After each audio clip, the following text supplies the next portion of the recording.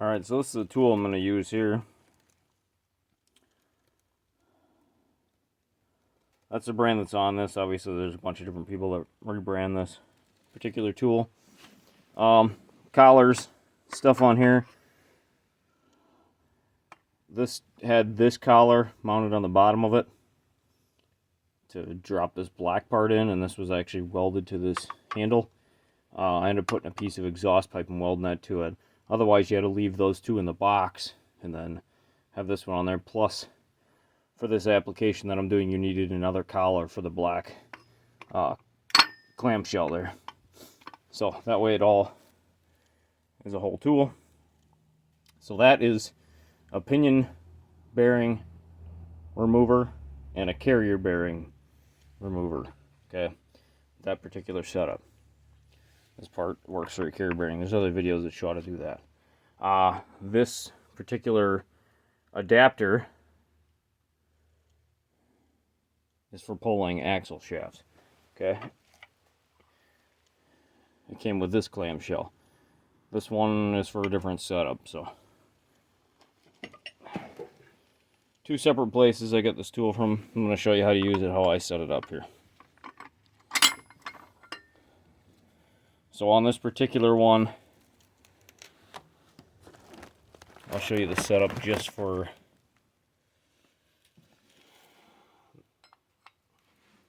the 8 3/4 rear end. This is the configuration I use on here.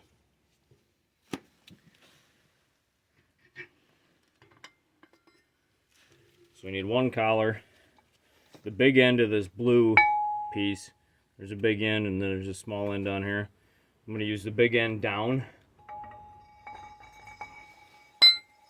I actually have to get this to slide on here like this. The bottom portion of this has to be underneath of the race for the bearing itself.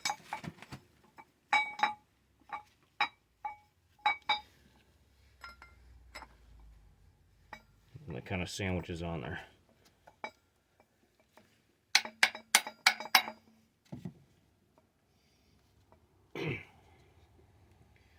Then in order to keep this in place, you need the clamshell. Like I said, this one was welded to the post there. It was like part of the storage. I just took a nut and a bolt, welded it on there, so I had another clamshell, because you will need, or another clamp for the clamshell, I should say. This keeps them together. It's kind of like a power steering pulley puller.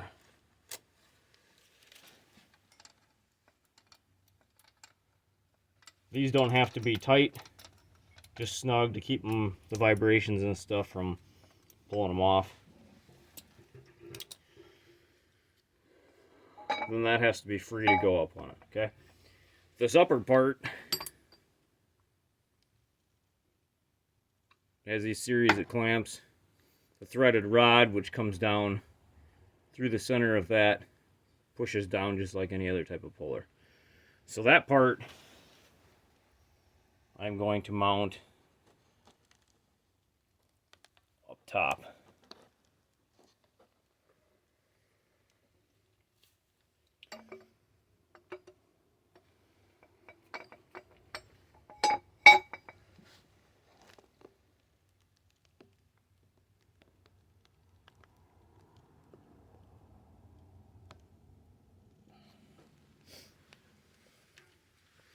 That one I just kind of get in an area. You can adjust it based on the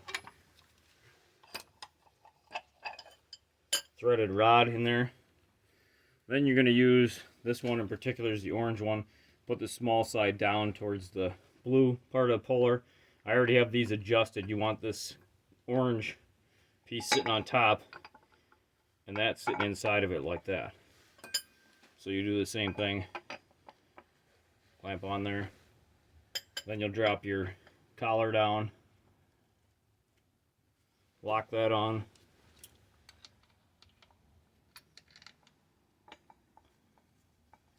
Okay.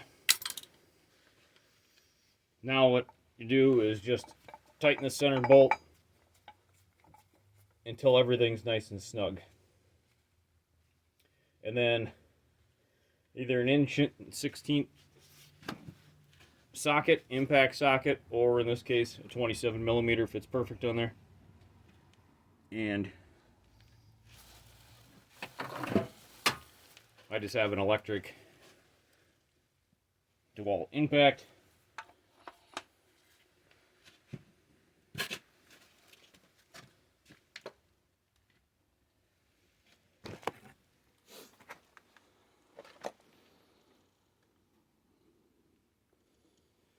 So this is the whole setup.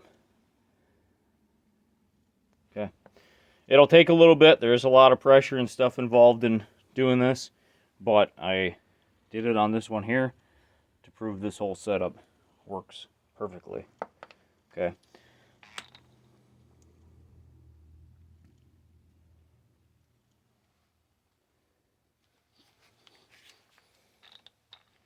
I do need both of my hands here for this too.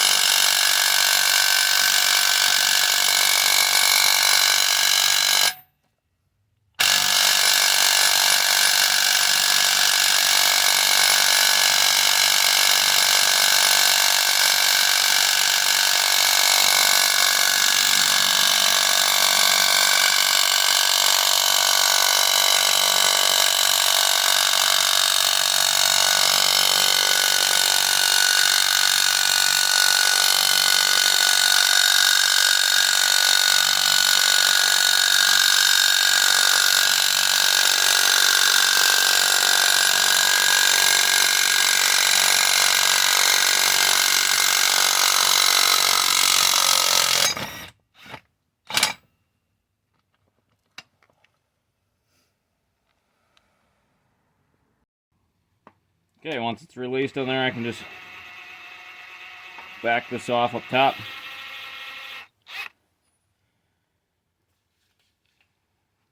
Loosen my clamps and basically disassemble everything, and then the bearing will slide right off.